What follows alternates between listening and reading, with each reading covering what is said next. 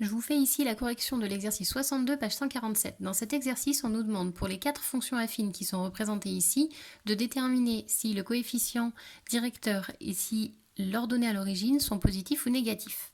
Donc, on a des fonctions affines, donc on sait qu'elles ont une forme algébrique qui ressemble à ça, f de x égale ax plus b, et que le a, c'est le coefficient directeur, donc la pente de la droite, alors que le b, c'est l'ordonnée à l'origine.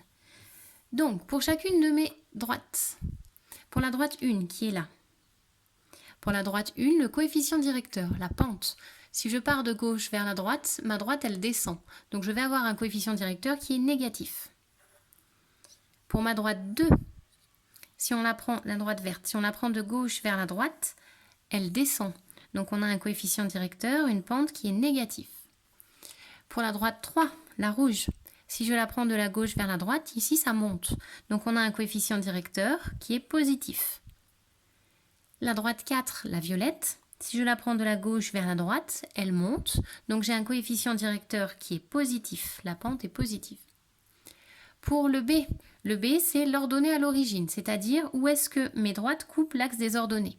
Pour la droite 1, elle coupe l'axe des ordonnées ici, sur un nombre qui va être négatif. Donc je vais avoir un B qui va être négatif.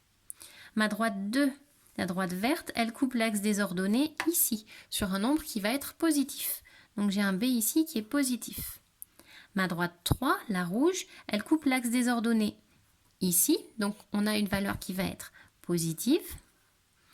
Et la droite 4, la violette, elle coupe l'axe des ordonnées ici. On est en dessous de l'axe, donc on est négatif. On a un B ici qui va être négatif. Donc on arrive à déterminer si les coefficients sont positifs ou négatifs sans avoir besoin des graduations et sans avoir les valeurs précises, juste en regardant nos droites.